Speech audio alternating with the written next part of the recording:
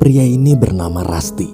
Dia adalah seorang mantan tentara Amerika, guru, serta mantan pelatih American football di klub sekolah tempatnya mengajar dulu. Siang itu, Rusty sekeluarga akan pindah ke panti asuhan di Texas untuk bekerja sebagai guru pengajar anak-anak yatim piatu. Sesampainya di panti asuhan, keluarga Rusty disambut guru bernama Frank. Di tengah obrolan, tiba-tiba ada polisi datang membawa anak remaja berlumuran darah bernama Hardy. Pak polisi menjelaskan bahwa 2 hari lalu ayah Hardy tewas dibunuh dan ibunya pergi begitu aja meninggalkan Hardy sendirian bersama mayat sang ayah. Frank pun meminta polisi membawa Hardy ke ruang UKS, sementara dia akan mengantar keluarga Rusty ke tempat tinggal baru mereka. Namun saat melihat kondisi rumah yang tak layak, istri Rusty yang bernama Juanita kecewa. Jika bukan karena keinginan suami, sebenarnya dia tak mau pindah. Malamnya Juanita sulit tidur. Rusty di situ mencoba menenangkan dan berjanji akan membersihkan rumah ini besok. Ketika Juanita tidur, Rusty teringat masa lalu. Masa di mana dulu dia bersama kakaknya harus tinggal dan tumbuh di panti asuhan. Pada masa itu, anak-anak panti tak pernah diperhatikan pemerintah, bahkan hanya dianggap beban masyarakat. Sekarang saat sudah besar, dia bertekad akan mengabdi demi memberikan pendidikan yang layak untuk anak-anak panti asuhan. Pagi hari setelah membereskan rumah, Rusty berkenalan dengan petugas kesehatan bernama Doc. Waktu sedang ngobrol, mereka mendengar suara anak panti berkelahi. Tak lama kemudian, Frank datang. Doc yang khawatir anak-anak dihukum pun berusaha melindungi. Ia menjelaskan pada Frank kalau mereka cuma sedang berdiskusi tentang olahraga American football. Akibat kejadian kemarin, esok hari Rusty jadi benar-benar ingin membentuk tim football di sekolah panti asuhan itu. Mendengar ide barusan, meski pesimis, kepala panti akhirnya memberi izin. Siangnya di hari pertama mengajar, Rusty bingung kenapa hampir seluruh siswa di kelas tak ada yang bisa berhitung atau membaca sama sekali. Namun sebagai guru, dia tetap mengajarkan mereka dengan penuh kesabaran. Selesai pelajaran, Rusty langsung menyuruh anak-anak ke lapangan untuk menilai kemampuan mereka dalam bermain football. Choose a partner one-on-one. Set! Hike! Put your opponent in a headlock. You can't wrap up. Keesokan harinya di kantor kepala panti, Frank bilang apa yang Rusty lakukan percuma karena anak-anak yatim itu tak punya bakat. Lebih baik mereka tetap belajar mencetak brosur agar saat dewasa nanti bisa bekerja di pabrik. Jadi tanpa sepengetahuan kepala panti, selama ini di tengah jam pelajaran, Frank diam-diam selalu menyuruh anak-anak mencetak brosur untuk dijual lagi. Bahkan dia tak segan-segan memukuli mereka dengan tongkat bila membuat kesalahan. Sayangnya kepala panti yang tak pernah tahu perbuatan eksploitasi anak itu pun justru menganggap Frank guru yang baik. Karena terhasut, kepala panti kemudian memanggil Rusty dan menyuruhnya berhenti melatih football. Ia merasa belajar mengenal dunia kerja lebih baik dibanding sekedar dunia olahraga. Toh syarat lulus tes ujian juga dinilai dari keahlian membaca dan menulis, bukan olahraga. Apalagi sekarang ini untuk membaca 1 kalimat aja para anak yatim masih belum lancar. Namun bukannya patah semangat, Rusty malah semakin tertantang. Dengan bantuan sang istri, dia bertekad akan mengajari mereka lebih giat lagi. These, there, that. But our focus, we're better through repetition so that we can pass better than most boys. Some are heritable traits. You need to focus. Damn it, boys! Football, man. Now, most boys your age seen a more chaotic clamber. dealt with some hardship. You're unique. Is this test gonna? And that's called motor. But the examination, fortunately for you, you're right. Glock? Texas Christian pads, helmets, and clean cleats that fit you. Don't want you getting blistered. And that's where all life is. All right, that's good. Hari ujian pun tiba. Seluruh siswa berusaha menyelesaikan soal ujian yang diberikan. Malamnya di halaman rumah, Rusty terlihat khawatir bagaimana jika anak-anak tak lulus. Berbeda dengan sang suami, Juanita justru terlihat tenang. Semenjak membantu mengajar di sini, dia sudah mulai bisa menerima keadaan, bahkan merasa jauh lebih bahagia dibanding di tempat tinggal sebelumnya. Besok siang, waktu sedang berlatih football, kepala panti datang dan memberitahu hasil ujian kemarin. Dari 17 anak, hanya 5 orang yang gagal, sementara sisanya lulus dengan nilai pas-pasan. Mendengar pengumuman barusan, mereka senang lalu kembali melanjutkan latihan. Tapi saking semangatnya, bola ditendang terlalu kencang hingga rusak kena lidah buaya. Latihan pun terpaksa diliburkan sampai bola selesai diperbaiki. Beberapa hari kemudian, Rusty bersama Doc pergi menghadiri pertemuan Liga Football antar sekolah. Di sana Rusty mendaftarkan tim footballnya dengan nama Masonic Home. Namun ketua liga menolak pendaftaran tersebut karena sekolah Rusty hanya memiliki sedikit siswa aja, sedangkan peraturannya setiap sekolah diwajibkan minimal 500 siswa. Doc lalu membalas, menurut peraturan walaupun jumlah siswa kurang, tapi jika para peserta dari sekolah lain tak keberatan, maka Masonic Home tetap bisa ikut. Setelah diskusi cukup lama, panitia memutuskan pendaftaran tim Masonic Home dalam kejuaraan football antar sekolah diterima. Sepulangnya dari sana, ketika Rusty menyampaikan keputusan pertemuan tadi, semua anak terlihat sangat senang. Pertama kalinya dalam hidup, para anak yatim piatu yang selalu dianggap beban itu kini bisa punya harapan untuk meraih prestasi. Berminggu-minggu lamanya berlatih, hingga akhirnya hari turnamen antar sekolah pun tiba. Tapi karena ini pertama kalinya tim Masonic bertanding dan masih belum kompak, tak ada satupun anak yang bisa bermain dengan benar. Bahkan waktu Hardy berhasil mencetak poin pertama, poin tersebut dianulir wasit gara-gara temannya membuat pelanggaran. Seluruh anggota tim jadi pada berantem saling salah-salahan. Meski malu, Rusty dan Doc tetap berusaha menenangkan mereka. Pada pertandingan pertama itu, Masonic Home kalah telak 35-0. Keesokan harinya, saat sedang pusing memikirkan formasi baru, Rusty melihat putrinya menggambar sesuatu. Waktu ditanya, putri kecilnya menjawab kalau dia sedang menggambar suatu formasi football seperti yang sering ayahnya gambar.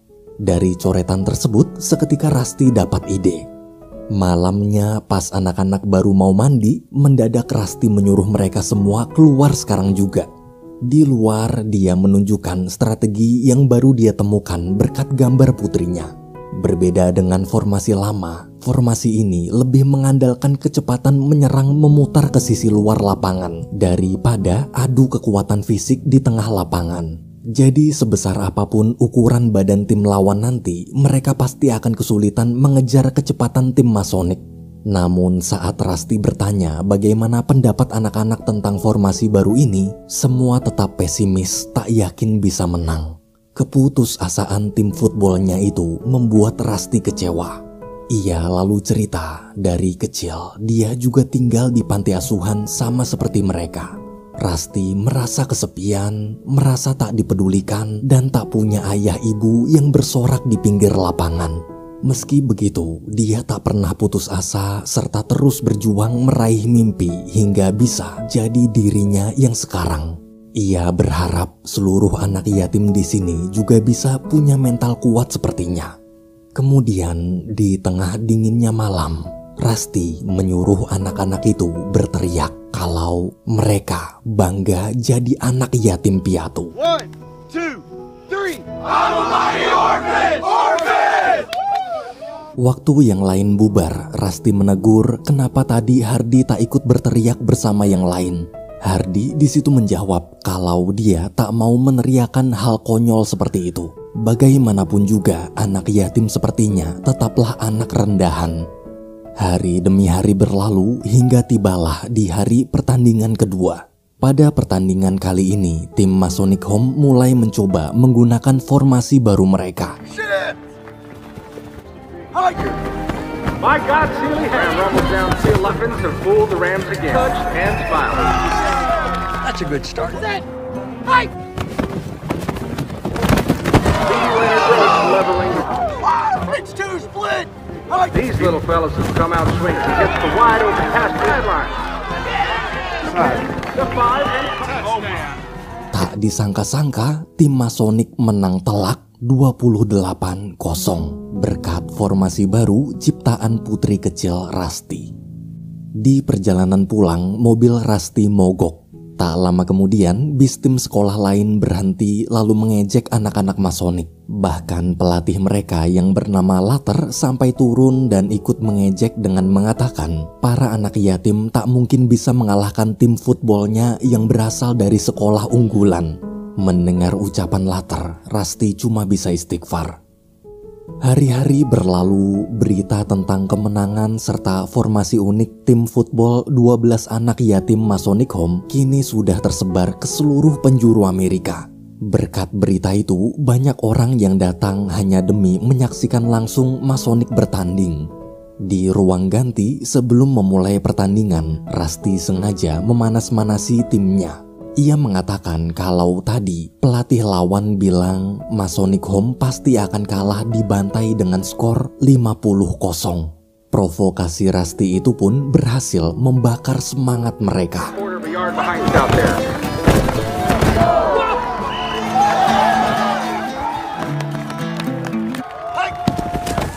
Fairbanks coming around the end. Take it. Ball as Highland Park calls a timeout. Milo, you take the fullback. Seeley line. The wing team by tackling everybody in Portland's running circle. Gets stopped short. Scooped up by the well over 5 yards. It's about 50, huh? Highland Park is lost. Setelah kemenangan kemarin, kemenangan demi kemenangan selanjutnya selalu berhasil diraih.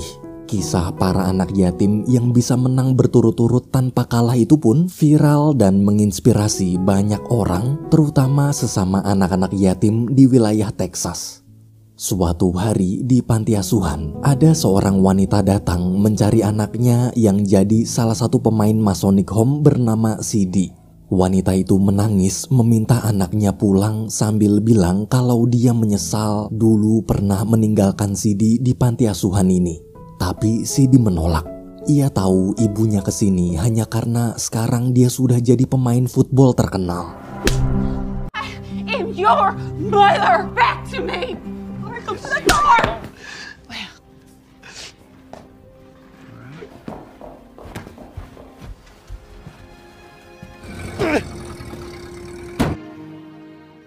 Cindy begitu sedih. Bertahun-tahun dia berharap sang ibu kembali menjemputnya dengan penyesalan. Tapi ternyata ibunya belum berubah. Melihat kesedihan temannya, Hardy memeluk lalu berkata, Cindy tak sendirian. Hardy dan seluruh anak di sini mengerti apa yang Cindy rasakan. Mereka semua tahu bagaimana sakitnya dibuang ibu kandung sendiri. Kemenangan tim Masonic Home masih terus berlanjut. Belum ada satupun tim lawan yang mampu mengalahkan formasi unik Rusty. Berita kemenangan mereka bahkan selalu dinanti-nantikan warga Amerika. Perlahan-lahan mimpi Rusty untuk mengangkat derajat anak yatim piatu di panti asuhan ini mulai terwujud. Keesokan harinya, kepala panti memberikan baju seragam football sumbangan dari tim sekolah lain sesama peserta turnamen. Kepala panti menjelaskan karena keuangan tak cukup untuk membeli seragam football, jadi dia berinisiatif meminta baju ke sekolah lain demi mengganti baju tim football Masonic yang sudah jelek. Setelah kepala panti pergi, Rusty melihat Doc sedang asik meminum alkohol. Rusty pun membuang minuman itu lalu menyuruh Doc menjadi contoh yang baik untuk para murid. Jika anak-anak terus melihat Doc kecanduan alkohol begini, suatu saat nanti mereka pasti juga akan jadi pemabuk. Mendengar ucapan Rusty, Doc hanya terdiam. Di sisi lain, terlihat Frank sedang menemui Latter, si pelatih tim lawan yang akan Masonic hadapi di semifinal nanti.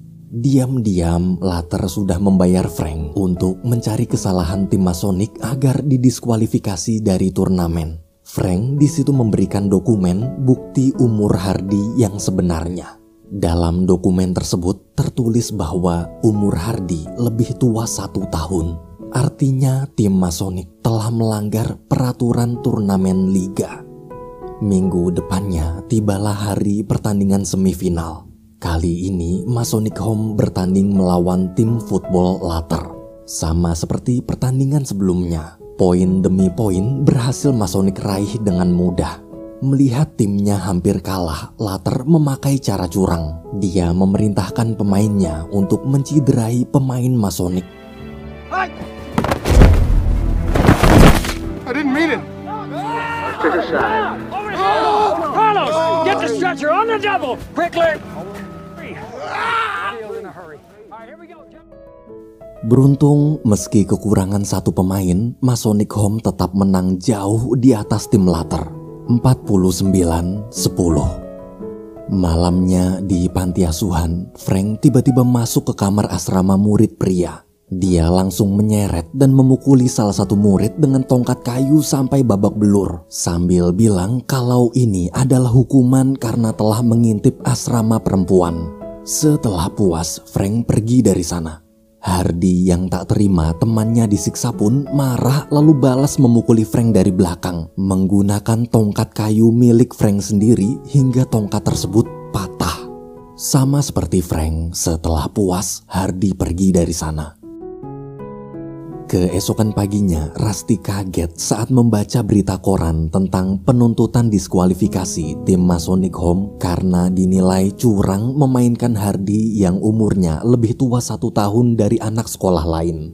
Waktu ingin memberitahu Doc, dia bingung kenapa salah satu muridnya babak belur. Mendengar cerita pemukulan Frank semalam, Rusty pun berniat melapor ke kepala panti. Namun ternyata sebelum Rusty datang, Frank sudah terlebih dahulu mengarang cerita tentang kejadian tadi malam, lalu balik melaporkan Hardy. Tapi Rusty tak peduli, dia tetap melaporkan semua kekerasan yang pernah Frank lakukan dari cerita para murid selama ini.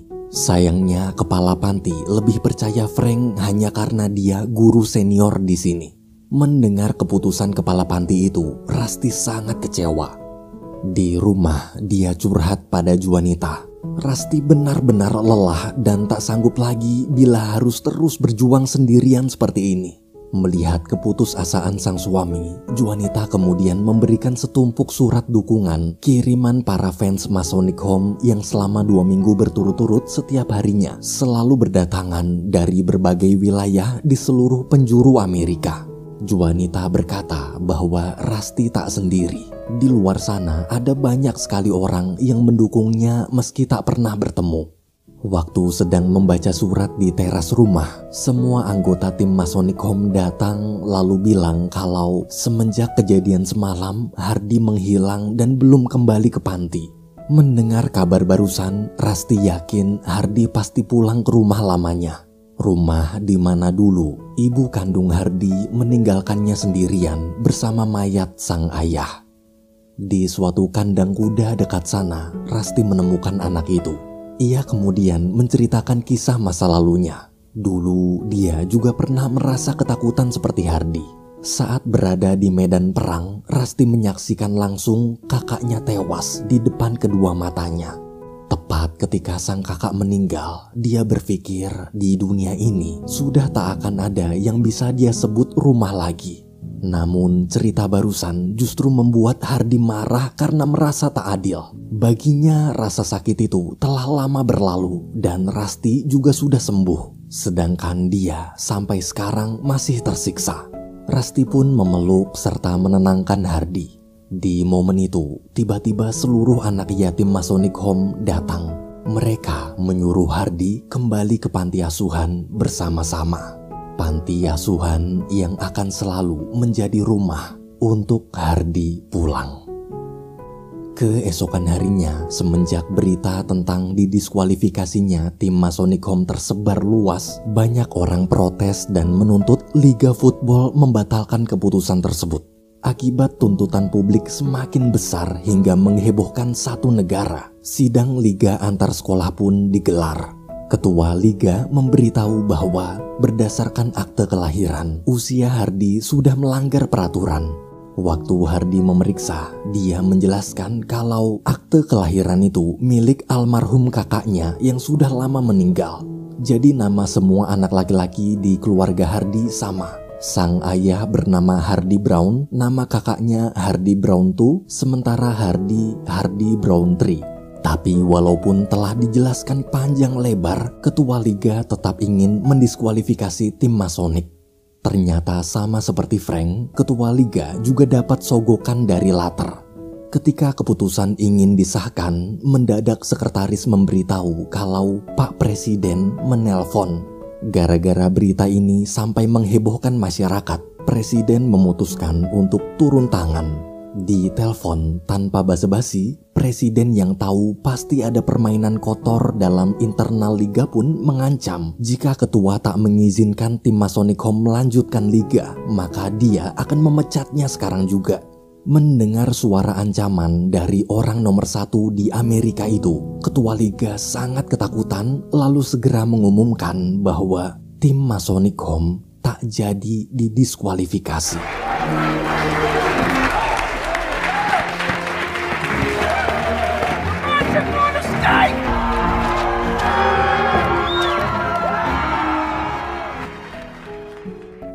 Keesokan harinya, saat tim Masonic Home mau berangkat ke pertandingan final yang akan diadakan di luar kota, semua kaget kenapa Pak Polisi datang ke sana. Awalnya Hardy takut akan ditangkap akibat memukuli Frank waktu itu. Tapi ternyata Pak Polisi justru menyemangatinya agar menang dan membawa piala untuk panti asuhan ini. Pak Polisi lalu melanjutkan perjalanan menuju kantor Frank.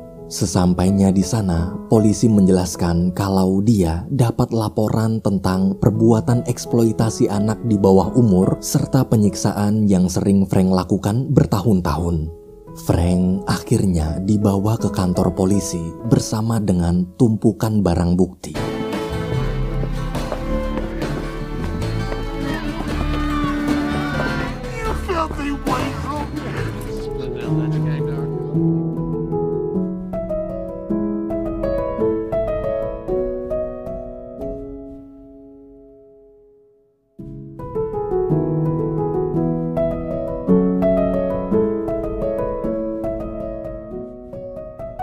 Namun pada pertandingan final kali ini, tim lawan sangat tangguh.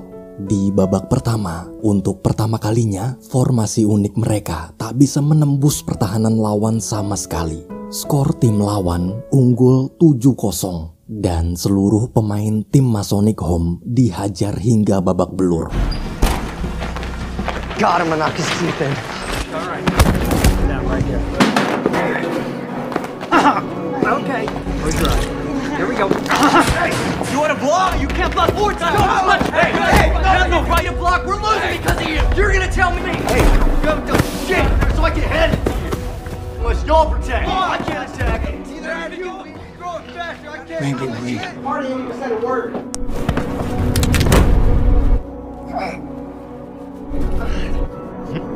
You ain't so mighty. What now, coach?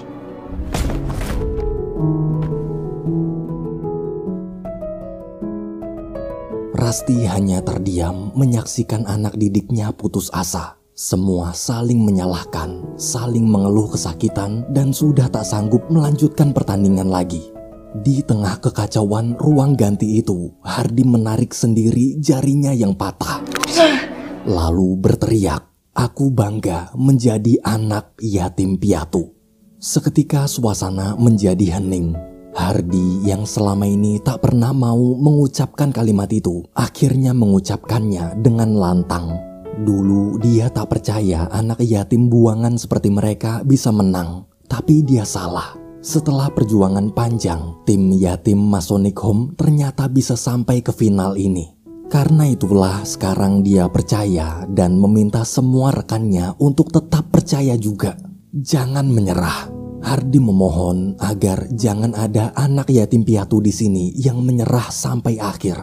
Luka-luka ini hanyalah luka kecil yang tak mungkin memadamkan semangat anak yatim pejuang seperti mereka.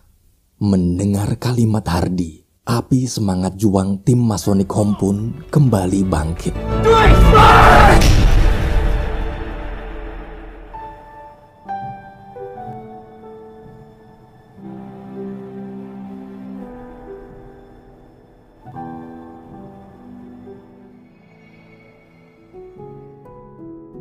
Melihat semangat para anak didiknya, Doc merasa tertampar. Doc yang selalu kecanduan alkohol memutuskan untuk berhenti dan membuang minumannya. Selesai mengatur strategi, anak-anak Masonic lalu memulai pertandingan babak kedua mereka.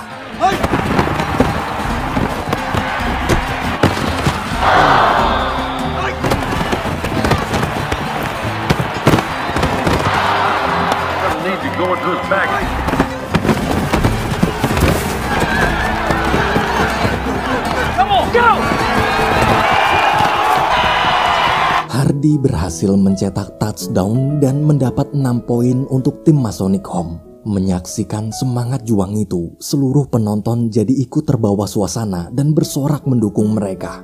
Kini skor sementara 7-6, hanya beda 1 poin. Di menit-menit akhir ini, tim yang bisa mencetak angka duluan lah yang akan menang.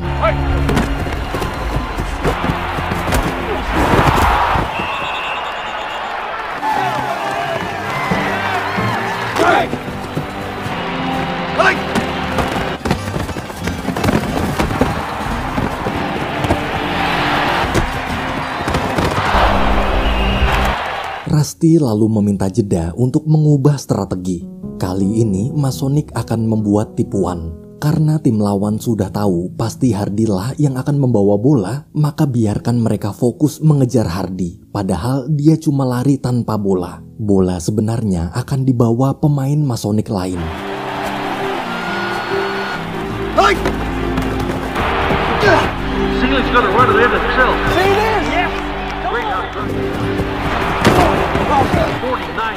Rencana sukses. Tim Masonic berhasil mendekati garis akhir lawan. Kini waktu tinggal tersisa 7 detik lagi untuk membawa bola ke garis touchdown. Di detik-detik akhir penentuan itu, Rusty menyuruh anak-anak bermain bebas. Terserah mereka. Nikmati aja permainan, tak peduli menang atau kalah. Yang terpenting bermainlah dengan percaya diri dan senyum lebar di wajah mereka. Tunjukkanlah pada masyarakat bahwa anak yatim piatu adalah anak pejuang.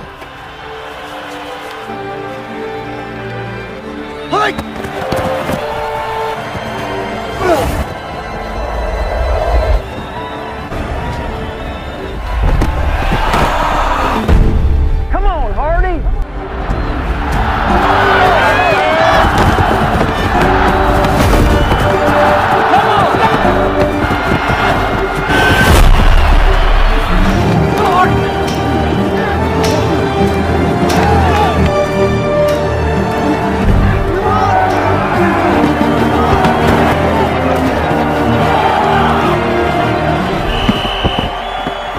Clearing the pile. Sandy's with him. The referees have brought us down, and he's taken 6 goals.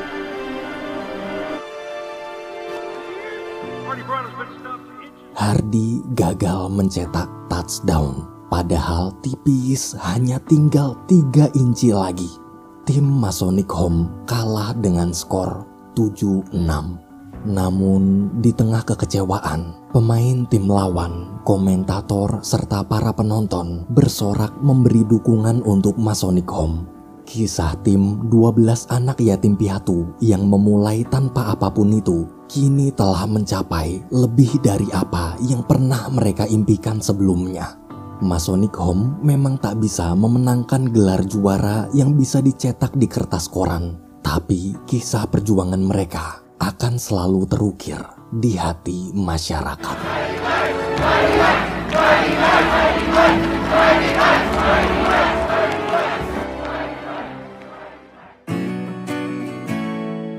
Di perjalanan pulang, Hardy meminta maaf. Dia masih merasa bersalah akibat kegagalannya mencetak poin terakhir tadi. Mendengar itu, Rusty mengatakan apa yang Hardy dan anak-anak capai ini sudah melebihi harapannya.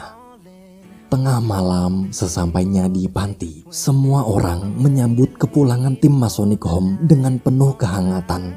Sebagai guru, apa yang Rusty bawa ke panti asuhan ini bukan hanya sekedar olahraga atau pelajaran akademis. Guru itu telah mengajarkan anak-anak yatim piatu di sana bagaimana rasanya menjadi keluarga. And don't let me walk on broken water. Don't make me push it any further. Why do you wanna make it wrong? I'm trying to hold on, so please, yeah. And don't let me walk on broken water. Don't let us sink into the darkness. I wish I could read what's on your mind. You're stepping out of line, can't deal no more. Gone are the days of forgiveness. You take so much more while you're giving less. I'm shaking my head while I'm counting down. I'm counting down, yeah. But I remember a time when our hearts burned. We held back the night and we owned the world. Can we find a way back? Find a way back. Can we find a way back? And don't let me walk on broken water. Don't make me push it any further. Why do you wanna make it wrong? I'm trying to hold on, so please.